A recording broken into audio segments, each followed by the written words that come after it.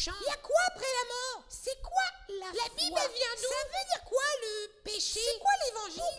Olaf se pose des questions. Mais j'en sais rien.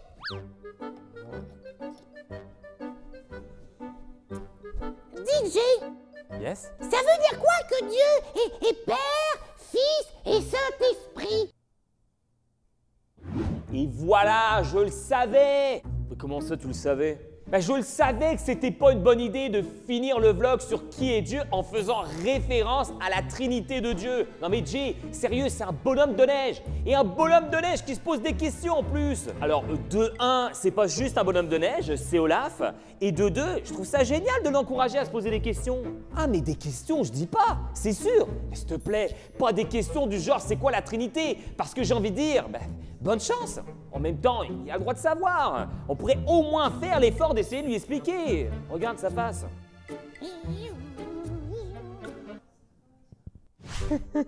Tu vois, Olaf, ça c'est une super question. Une question difficile, mais à laquelle je vais tenter d'apporter quelques éléments de réponse. Quelques-uns du moins.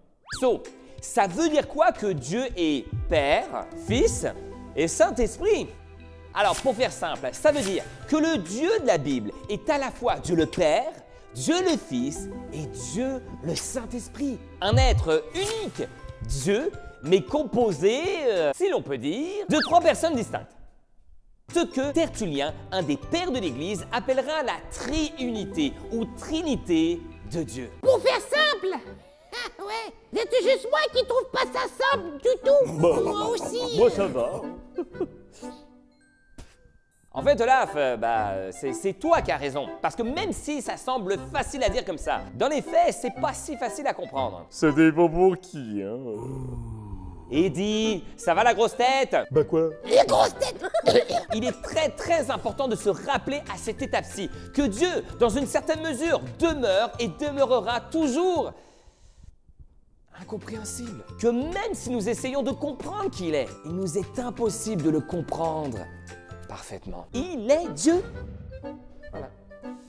Il est Dieu. Et cette vérité, elle est particulièrement vraie en ce qui concerne la triunité de Dieu. So, d'où est-ce que ça sort, cette idée? Eh bien, même si le terme de Trinité ne se retrouve nulle part dans la Bible, T'en étais sûr?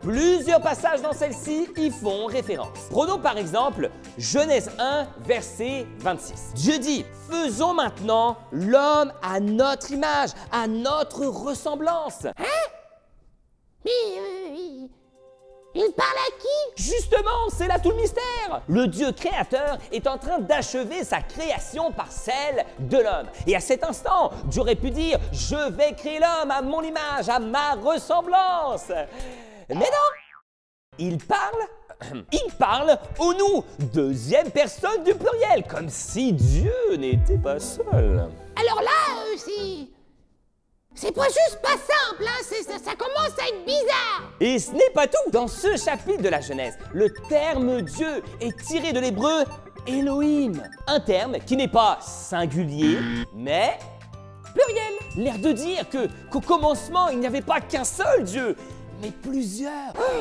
Moi qui pensais être déjà perdu, est-ce que c'est possible d'être plus que perdu? Je sais pas. J'ai toujours cru qu'il n'y avait qu'un seul Dieu, moi. Et là, tu me dis qu'il y en a plusieurs. Alors, je sais que de loin, ça a l'air de ça. Même de proche, à vrai dire. Mais les dieux dont on parle sont en fait tous le même Dieu. Le Dieu de la Bible. Alors, convaincu? Convaincu de quoi?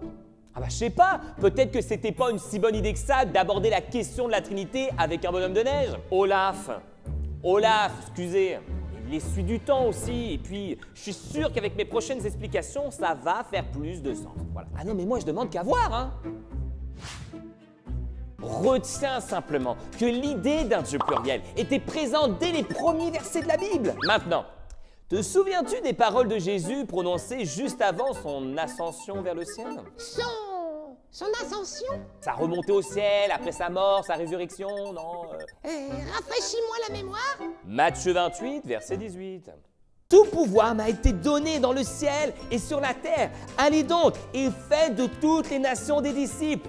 Baptisez-les au nom du Père, du Fils et du Saint-Esprit. et enseignez-leur à pratiquer tout ce que je vous ai prescrit. Et moi, je serai avec vous tous les jours jusqu'à la fin du monde. Amen. Sinon, il n'y a rien qui te choque dans ce que tu as dit? Quoi? Oh non, mais je sais pas, une histoire de Père, de Fils et de Saint-Esprit. Mais oui, c'est vrai ça. Mais alors, c'est qui eux? Dieu! Dieu! Tu commences à me faire peur. Le Dieu pluriel dont je te parlais, présent depuis les premiers versets de la Genèse, c'est lui! Ou plutôt, c'est eux. Dieu le Père, Dieu le Fils et Dieu le Saint-Esprit. Est-ce que c'est possible d'être plus que perdu? Olaf, commençons par le plus simple des trois, le Fils. Qui est le Fils? Le Fils de Dieu. Jésus? Exact! Et Jésus n'était pas simplement un homme, il était Dieu lui-même. 100% homme et 100% Dieu. Et ce n'est d'ailleurs pas pour rien que Jésus est également surnommé l'Emmanuel, Dieu avec nous. Mais vois-tu, Olaf, ce qui est très intéressant, c'est que non seulement Jésus était Dieu, mais on le voit à de nombreuses reprises s'adresser à Dieu, lui parler tout au long de sa vie sur terre. D'ailleurs, la plupart du temps, Jésus ne dit pas « mon Dieu », mais plutôt « mon Père ». Père? Tiens, c'est drôle ça. Comme dans Père, Fils et Saint-Esprit. C'est vrai ça. Mais si Jésus était Dieu et que le Père est Dieu, ça veut dire que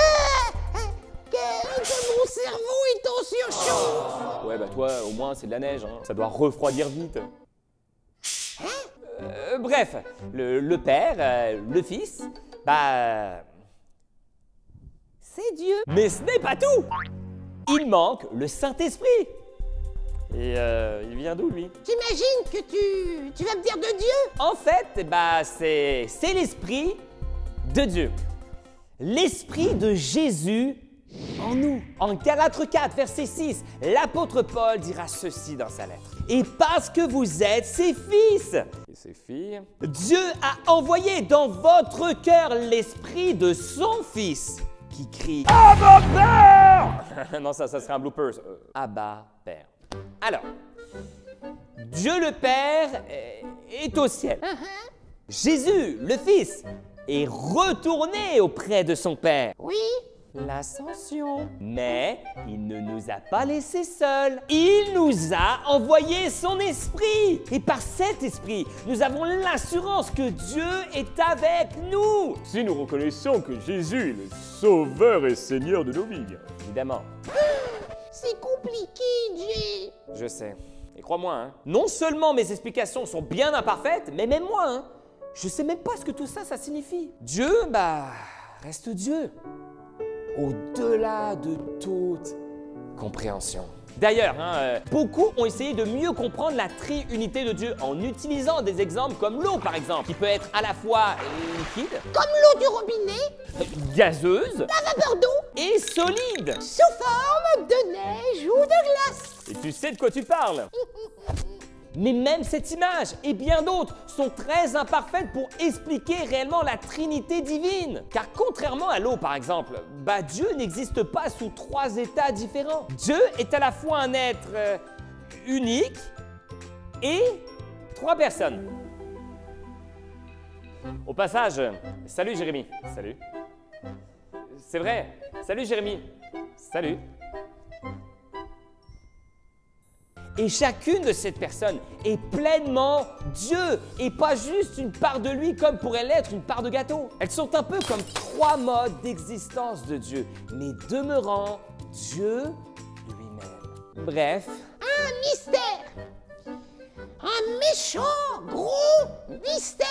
Quelque chose que nous ne pourrons jamais véritablement comprendre. C'est pas du gâteau. Il a rien compris. En même temps, moi non plus, j'ai pas tout compris. Et je te rappelle que toi non plus, d'ailleurs. Ouais, c'est pas faux.